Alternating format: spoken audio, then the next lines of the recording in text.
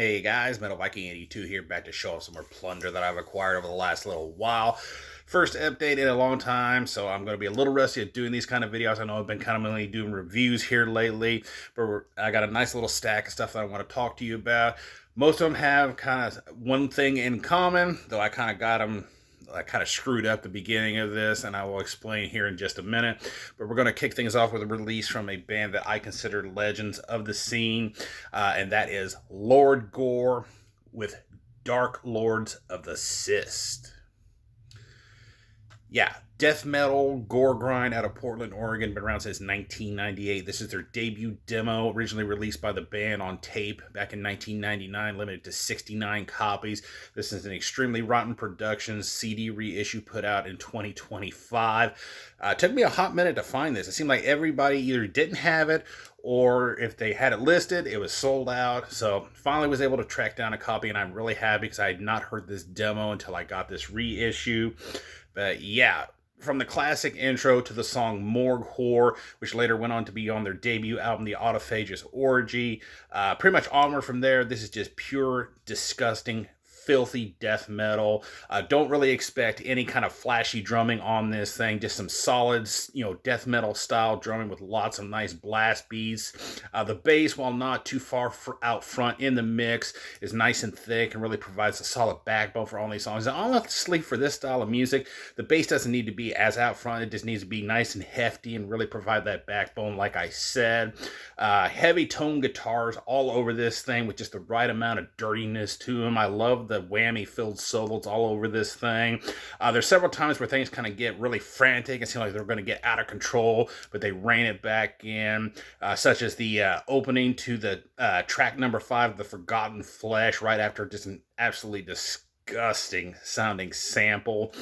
Gurge's vocals are and have always been the highlight of this band for me, and I know a lot of people, because they're just absolutely inhuman, and they are as sick and strong as ever on here.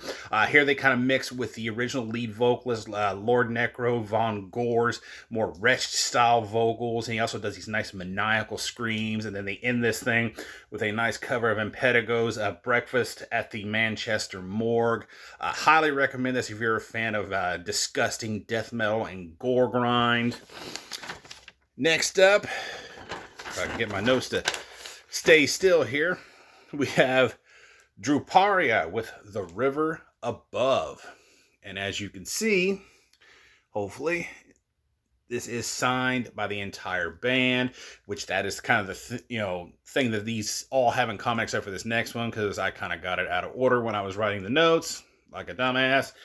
But yes, this is melodic death metal / metalcore out of the Cleveland and Parma areas of Ohio. Been around since 2018. And actually the guitarist for this band, Tyler Clark, was also in Cleveland Death Metalers Inoculation at one point. Shows him joining in 2013, and shows him as an ex-member, but it doesn't list exactly when he left, so I just know that he's no longer in that band apparently. But yeah, this is their debut full-length album put out by the band themselves back in 2024. And, at 52 minutes in length, you'd think it would feel like it, that it would seem like to drag. Because usually when albums are like that, if they're not, well written, it's going to feel like a really long listening experience, but this does not feel like it at all. Everything is just so well written, and it flows such that the lengthy songs on here, which all these are about 4 to 5 plus minutes in length, they just don't feel like they're that long. They just kind of go by really quickly. Everything is just catchy and melodic, yet it still has those heavier moments throughout this whole thing. Great drum work on here. I love the production. Lots of cool rhythms and patterns. I love his blast beats and his double bass work on here. The bass has that thick, kind of techy, twangy tone that I love. And just listen to that intro to the second track on here, Under the Shade of Sand. Such a badass bassy intro. David Moran's vocals on here kind of lean more towards the melodic death metal style of things, with the occasional traditional growl appearing on here. Give me a second here, get this straightened up. But honestly, listening to this, the guitar work on here is what really impressed me with this thing. It mostly sticks to kind of like the more mid-pace riff structures with some, faster sections here and there. It's melodic and heavy, like I said before. The solos, though, are just absolutely killer. There's a couple really, cool moments that kind of stuck out while I was listening to this. One of them is track 3, Bereavement. There's a nice section in there that has this, fast tremolo riff and blast beats that sounds just absolutely killer. And I love this little piano section at the end of the song, and especially how they made it sound like an old scratchy recording like you would hear from like the olden times, those old records that's been so old and beat up that it's all scratchy and crackly. Very cool stuff. Track number 5, In Repose Descend. That has got a really killer guitar solo in it. And then track number 10, When Cranes Return. I love the atmospheric tremolo and blast beat section that leads to this kind of acoustic guitar passage, and it has some really cool violin kind of subtly underneath of it. It actually just made that kind of one of my favorite parts of this entire album. But yeah, Druparia, really killer stuff. Go check them out. Next up, this one, I just thought it was okay. I mean, it's not horrible or anything, but this is Barbarous with Initium Mors. Sorry, trying to fight the glare here. But these guys are a death metal band out of Oakland, California. Been around since 2024. This is their debut full-length album, put out by Creator Destructor Records just last year. The thing that kind of makes it just kind of okay in my mind is the drum sound on here. I mean, overall, the drums sound pretty good, but there's just something about that snare that I am not liking at all. The playing is fine. There's some really good double bass and blast beats on this thing, but the snare, while it does have a nice thunk to it, just kind of has this like almost slightly reverbish sound to it. It just sounds really off, especially when they do the blast beats. To me, it sounds like it would be more suitable something like a gore grind CD or a death grind CD. It doesn't sit well with just a straight up death metal album. But overall, like I said, the rest of the instruments sound good. The bass is nice and thick. I really like that twangy feel that it has, and that it's all nice and upfront in the mix. There's just scything guitar riffs all over this thing, but it also has some nice grooves to it to kind of really break up things just a little bit, such as in the third track, Tools of the Trade. That's such a headbangable riff, groove, I should say. Absolutely love it. I think Travis LeBaird's vocals are really solid on here. He's got this nice, intelligible mid-range growl, though sometimes he gets a bit more guttural as well. They kind of have a slight reverb to it, so it gives everything this nice cavernous feel. But overall, like I said, it was pretty good. But yeah, that snare just really kind of didn't really settle well with me, which that's the second release that's done that, because the new Ingested has a really weird snare sound as well. The next two are from the same band. And first up, this is Dysphotic with their self-titled. Yeah, these guys are a black death metal band out of Santa Fe, New Mexico. Been around since 2015. This is their debut EP, put out by Enteledon Records in 2015. Yeah, both of these are so damn good. I am so glad I discovered this band here recently. Great drum work. It's nice and solid. It's nothing too flashy, but some really killer blast beats all over this thing. The bass is heavy and thick sounding. The guitars are, unpolished sounding and just have this real sinister feel to them, and even go off a nice morbid angel vibe at times. Just listen to that opening riff to the third track on here, Mother of Pus. That one sounds especially sinister. I love when the guys kind of slow things down slightly and then everything gets massive and crushing, such as in the second track, The Culling of Man. Track number 4, The Reaver, has a nice section there where it goes from this, really crushing riff, and it kind of goes back and forth with a little bit of a more tremolo pick riff before it just suddenly takes on this really black metal-esque tremolo style sound to the riff, and then these nice blast beats are going on underneath, and the vocals take on that more black metal-esque scream to them. The vocals, though, for the most part, are, more low registers or growls. Akin to a band that not many people know, it seems, or even really talk about, and there's a band called Mortifix. But yeah, just a nice lower register growl. Though, as I mentioned, he does throw in these nice black metal screams at times. But then you get to the closing track, Persephone. That is a slightly different beast from the rest of the EP. I thought it was interesting how they did this, because this song is just an 8.5 minute epic song that has a more like doom metal feel than it does, black and death metal. And he uses mainly clean vocals on that song. So interesting way of ending the EP. But yeah, really solid nonetheless. And then you have their debut full-length album, The Eternal Throne. And again, as you can see, signed by the entire band.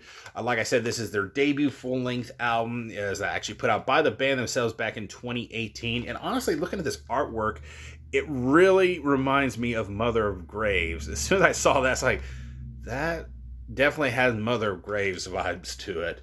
But yeah, again, solid stuff from this band. The drum work is really solid. I actually kind of like the production on the drums on this full length a lot better than I do the EP. It still got lots of nice killer blast beats. All of this thing still has that killer bass sound that they had on the EP. But honestly, the overall production of this thing, I think, is a little bit cleaner. It still has that slightly unpolished feel to it. So they took a little bit of the grime off, but you still get that filthy old school death metal feel. The guitars have really maintained their morbid angelish feel, but they add a little bit more of the black metal style riffing on this release, and the solos just absolutely rip on this thing.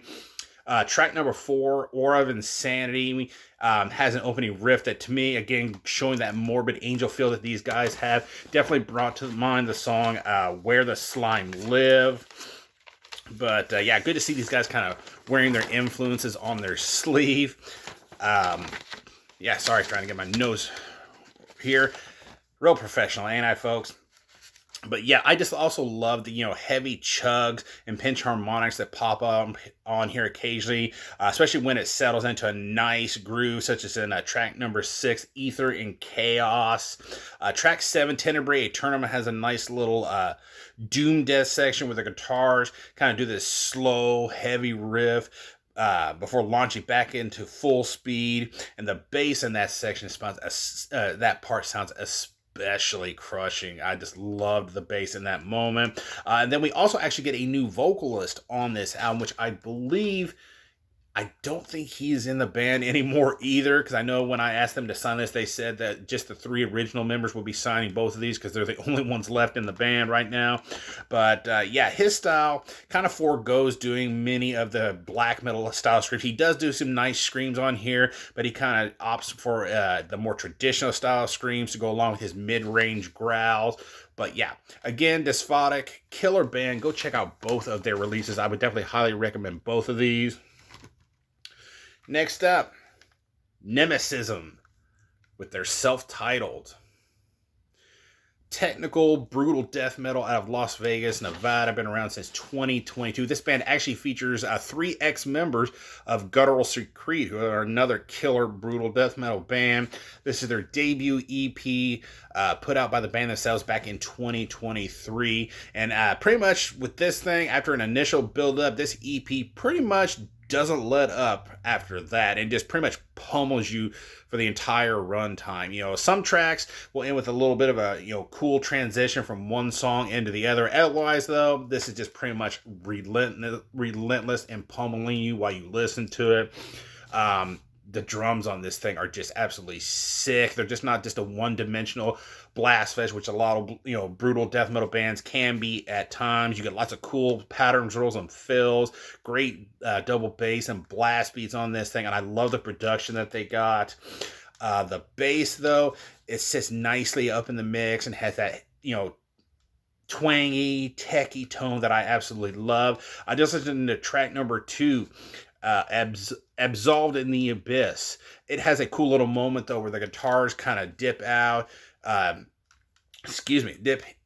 and out of the song. So you pretty much just get like this drum bass interplay that just, I think, sounds really cool. Because like I said, they just kind of cut in and out, and the drums and the bass drums and the bass are just kind of interplaying off of each other. I thought that sounded really cool. This thing is just full have these nice fast-paced riffs, so they do like to slow it down with some nice chugs and grooves and even some, atmospheric and dissonant passages.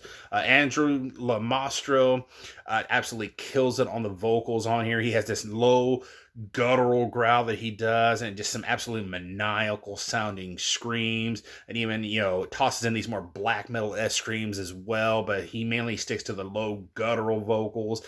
Absolutely killer stuff. Another great find for me here recently. All right, next up, Epigram with their self-titled.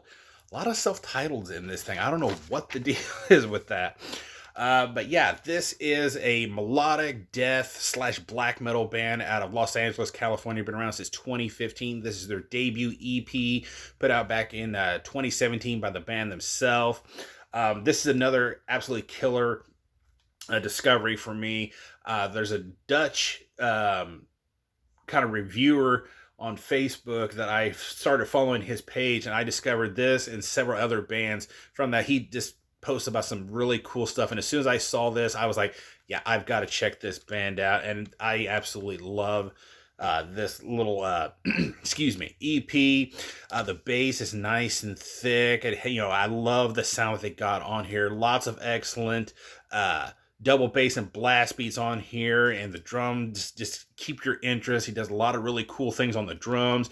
Guitars are just absolutely fantastic on this thing. They're fast paced with these sinister sounding tremolos, also some more mid paced riffs and headbangable grooves. Now, keyboards are present on this release, and I know that throws a lot of people off because they don't like keys in their metal, but if they're used right, I think they can really be an asset to metal, especially, death metal like this here.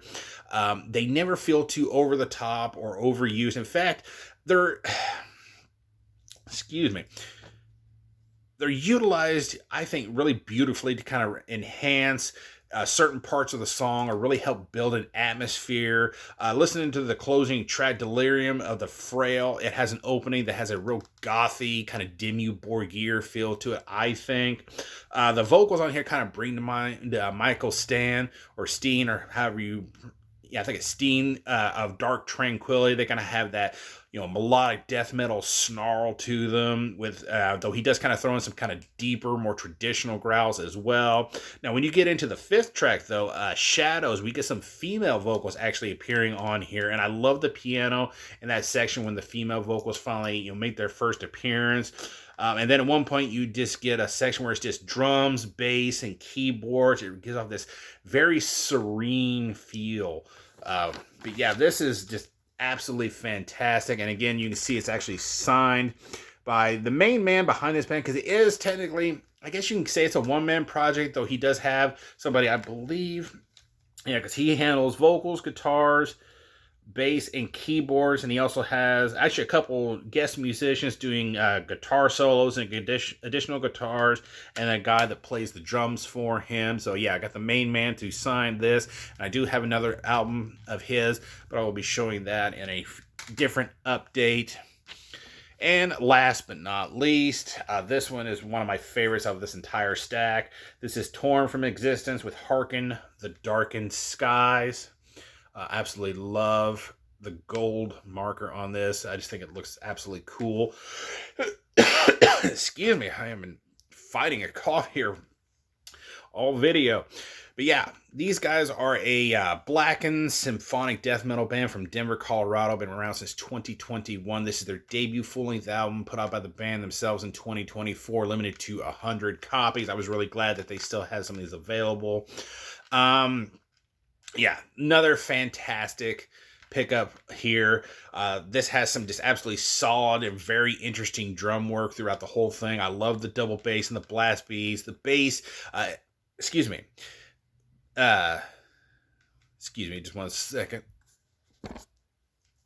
Sorry, I had a slight little interruption there. But yeah, the bass on here, as I was saying, isn't too far out front in the mix, it really makes you feel its presence, though, throughout this entire thing with this nice thick tone. Track number 3, Sorcery Against Mankind, even has a cool little moment where it's just the bass and some blast beats with the keyboardist Rhiannon singing over the top of it. And speaking of Rhiannon, her keys, I think, are really well done on this thing. They're never overpowering any of the other instruments. They just really add that extra element, whether it's, through an atmosphere that it's creating or kind of bolstering a fast riff section.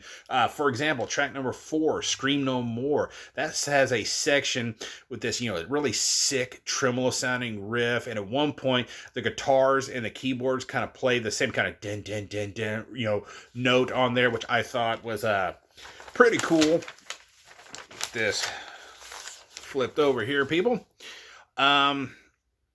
As expected, though, this thing is just filled full of nice, fast as hell tremolos, but you also get some, plenty of mid-tempo grooves and just some absolutely great guitar solos. I think vocalist Craig Rosblock has these, nice, powerful, intelligible black metal snarls at times, throwing in some nice growls as well. And I love the juxtaposition they have with Rhiannon's vocals, which her vocals really give these things, a nice gothy feel when they come in. In fact, honestly, this whole thing has Dimmu Borgir vibes all over it. Think, Spiritual Black Dimensions era, Dimmu Borgir. That's kind of what I got while I was listening to this.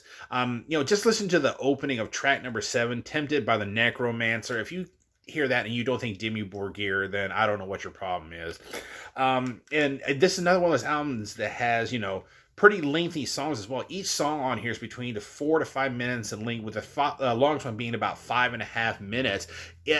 Everything is just so well written, you don't even notice that. You're just too caught up with everything going on. This band just knows how to keep it catchy without sacrificing any of the heaviness. Go check this out, especially if you're a fan of Dimmu Borgir, because like I said, there's a lot of Dimmu Borgir vibes all over this thing. So yeah, that is going to do it. Thank you guys so much for watching and subscribing. And again, sorry for kind of stumbling and fumbling. I haven't done an update video in quite a while. I have a hard enough time doing the reviews here lately, so trying to do one of these, yeah, I kind of need to get back into the swing of things. But yeah, once again, thank you so much for watching and subscribing. Go check all these releases out. A lot of killer stuff here, and I got a lot more stuff that I'm looking forward to talking about. And until next time, stay brutal.